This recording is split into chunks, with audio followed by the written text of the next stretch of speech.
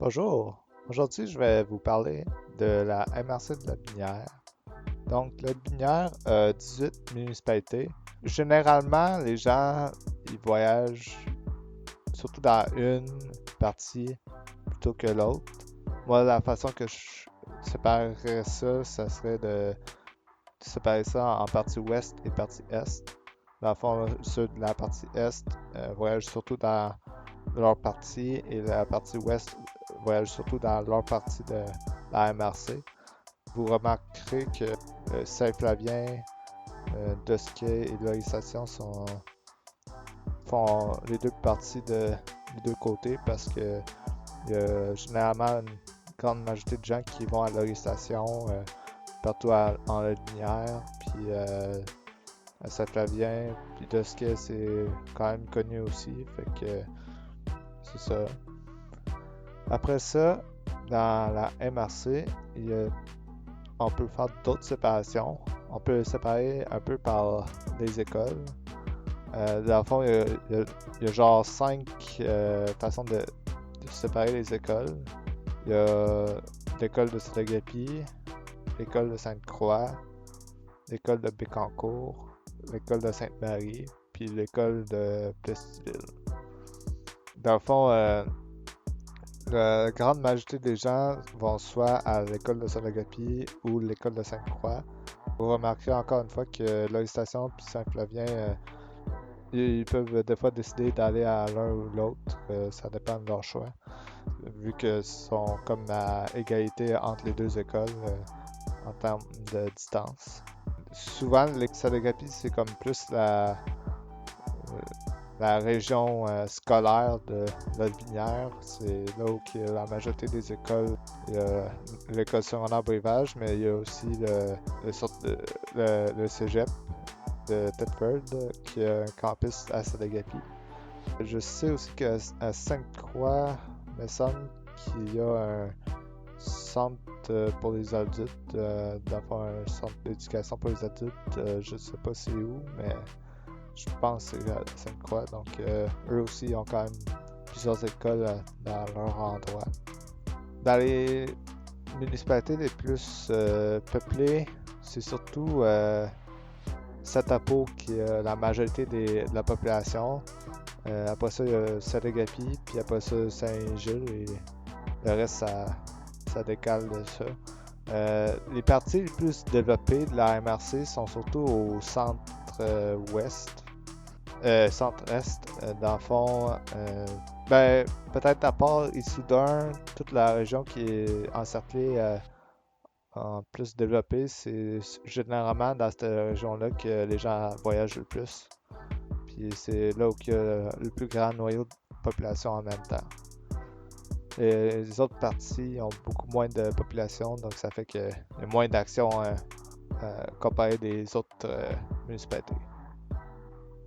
C'est bien que la Binière ait deux parties développées, mais il y a aussi un service de transport dans la Binière que d'abord c'est un transport en commun par bus, l'Express La Binière vers Sainte-Foy.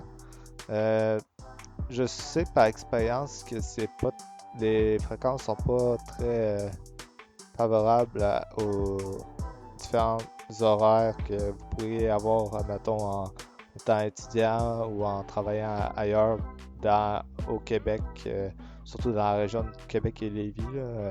C'est surtout par là que passent les bus. Euh, les bus, ils passent à la station Saint-Apo, puis après ça, ils s'en vont vers le, Lévis et Québec. D'avant à Québec, ils se rendent jusqu'au cégep Garneau. Ils passent par l'Université Laval et après ça, ils retournent vers la Binière. Des fois, il y a des arrêts à Lévis aussi, mais c'est le service dans cet endroit-là est un peu moins bon. Des fois, il va y avoir des coupures de service dans ce coin-là, fait que c'est comme pas le meilleur pour voyager jusqu'à Lévis, mais voyager à Québec, c'est quand même pas pire, surtout si tu veux aller au centre d'achat sur le boulevard Laurier à Québec. C'est quand même une bonne alternative à la voiture. Cependant, la majorité des gens qui veulent prendre le transport en commun, il y a une grande majorité qui prennent les bus de Lévis à place parce que les fréquences sont beaucoup plus élevées et Lévis est quand même assez proche. Donc, il y a des gens qui prennent leur voiture et ils se rendent à Lévis pour prendre la bus admettons Saint-Étienne ou Saint-Nicolas. C'est les deux municipalités, deux arrondissements de Lévis les plus proches. Donc, c'est par là que les gens transitent vers les bus. C'est aussi les coins de Lévis les plus connus par les gens de Lotbinière. On connaît aussi d'autres coins de Lévis, mais c'est moins fréquenté. Il y a aussi l'Express Taxi, que dans le fond, ils peuvent partir de n'importe quelle municipalité et te rendre aux 5 ou 6 principales municipalités qui offrent comme destination. Mais après ça, c'est à toi de déterminer comment te retourner à ta municipalité initiale. Si t'es pas dans une des municipalités de destination, ça va pas bien. Donc, c'est sûr que il faudra avoir un meilleur moyen de transport dans le futur pour notre binière. Il y a déjà des plans.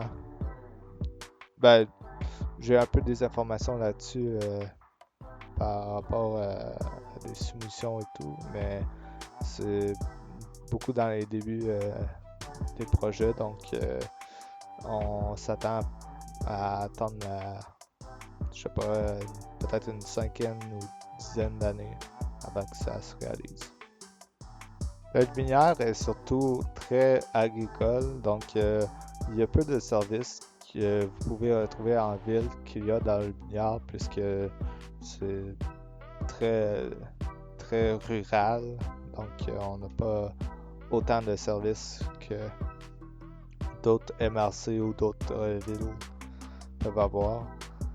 Malgré une forte croissance de population dans les dernières années, on n'a pas une assez grande population pour offrir des grandes activités à chaque jour. Il y a parfois des fins de semaine où il y a des événements spéciaux, mais c'est assez limité. Généralement, la meilleure place où habiter dans le Binière que je recommanderais serait Saint-Apollinaire ou Saint-Agapi, puisque c'est les deux municipalités les plus populeuses et c'est très facile de se rendre à une ou l'autre.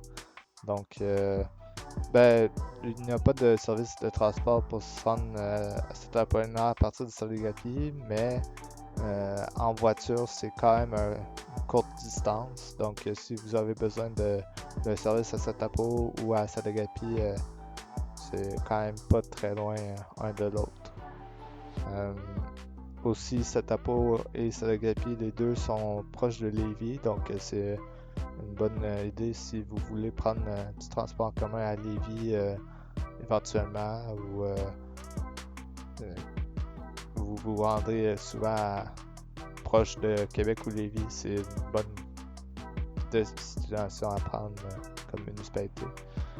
Souvent, les prix des maisons à Saint-Apollinaire et Saint-Agapi sont moins chers qu'à Lévis, donc les gens nécessairement aiment ça aller ici pour ça et aussi un peu prendre le moyen de vie qu'il y a dans la région. Aussi, Lotbinière est aussi connu un peu pour son tourisme. Il y a plusieurs endroits que vous pouvez visiter. Je les nommais pas ici, mais sur le site web de la MRC, il y a quand même une grande variété de sites touristiques que vous pouvez aller voir. Il y en a quand même quelques-uns qui sont quand même pas à voir, comme par exemple, il y a des sites touristiques sur le bord du fleuve Saint-Laurent qui offre une belle vue sur le fleuve. C'est généralement les places les préférées dans toute Lotbinière. Souvent, c'est même que les villages sur le bord du fleuve sont les plus vieilles de la MRC. Par exemple, Saint-Antoine-de-Tilly, ça a été fondé il y a très longtemps. Il a même été brûlé pendant la guerre de conquête. Donc, une municipalité très vieille. Et Sainte-Croix, c'est une des premières seigneuries à être fondée au Québec. Donc, c'est quand même des bons exploits. En même temps, les deux villages étant proches de l'eau, ils offrent quelques services comme des fois faire des choses sur l'eau avec des bateaux. Vous pouvez faire ça dans ces endroits-là. Si je peux faire un petit résumé de chaque municipalité, il y aurait Saint-Apollinaire, c'est quasiment la ville de Lotbinière. Après ça, Satogapi, c'est la capitale écolière et c'est pas mal ça. Saint-Gilles, c'est comme l'endroit le plus près de Lévis que tu pourrais être. Après ça, les villages de Saint-Narcisse, Saint-Patrice, Saint-Sylvestre, Saint-Agathe, c'est pas très populé. C'est vraiment. Je dirais pas que c'est des mauvais villages, c'est quand même des beaux villages, mais c'est pas autant. Il n'y a pas autant de choses à faire que dans les trois que j'ai nommés.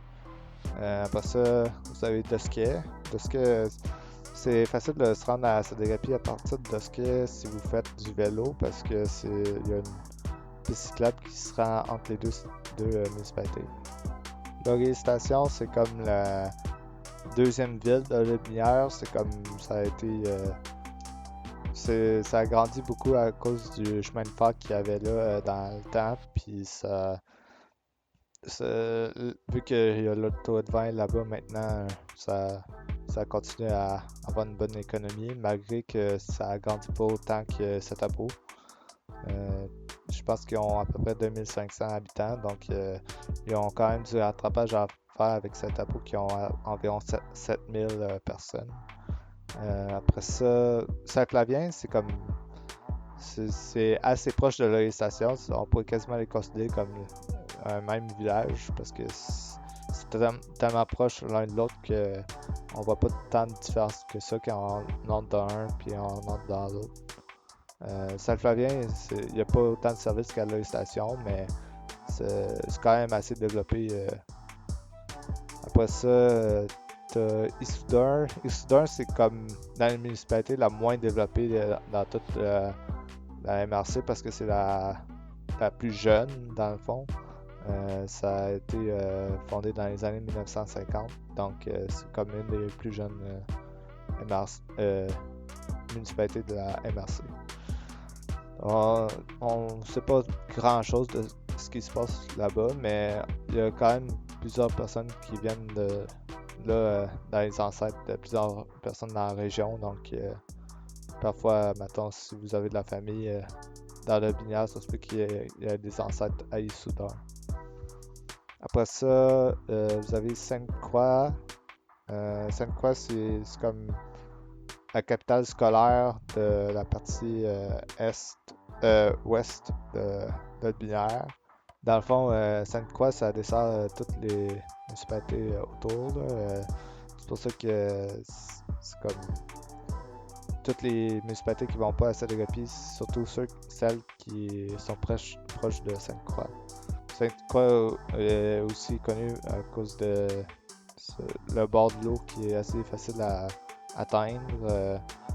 C'est aussi vrai pour Saint-Antoine. Saint-Antoine, c'est quand même un très beau village aussi. C'est quasiment le plus beau de Lotbinière. C'est très attrayant. Après ça, vous avez Joly. Joly, c'est comme méconnu. Vallonnet aussi. Ben, en fait, toutes les municipalités qui restent, c'est des municipalités plutôt méconnues de la part du reste des municipalités. Peut-être que les gens de Sainte-Croix ils connaissent plus ça, mais c'est débattable. Souvent, parce que les municipalités de ce coin-là ont vraiment pas beaucoup de population, donc ça les défavorise un peu. Et en plus, entre Leclercville et Val-Alain, il n'y a aucune façon de se rendre un à l'autre. Ce qui est un peu bizarre parce que dans le fond, Leclercville, il y a comme un parc national qui est comme entre Val-Alain et Leclercville, donc on peut pas construire de route là-dedans. Saint-Édouard, c'est comme le village méconnu, mais qui il y a quand même une bonne population dedans. Il y a autant de population que dans les villages comme Saint-Narcisse et Saint-Patrice. Il y a quand même au moins 1000 personnes. C'est pas beaucoup, mais c'est beaucoup plus que les villages de Lotbinière et Leclercville. Leclercville, il y a juste 400 personnes, puis Lotbinière, il y a genre 800. Val-Alain aussi, il y a genre 800 personnes. Donc, c'est vraiment un coin de Lotbinière qui est pas très peuplé. C'est une municipalité beaucoup moins peuplée que le reste. Auparavant, il y avait aussi d'autres municipalités qui faisaient partie de Lotbinière. Ceux qui sont situés à côté de la partie ouest, comme Parisville, Fortierville, Sainte-Françoise et Villeroy. Ils faisaient toute partie de Lotbinière auparavant, mais ils se sont séparés pour être dans un autre MRC. Donc, ils ne font plus partie de Lotbinière, mais il y avait quand même une forte population dans ces municipalités-là aussi.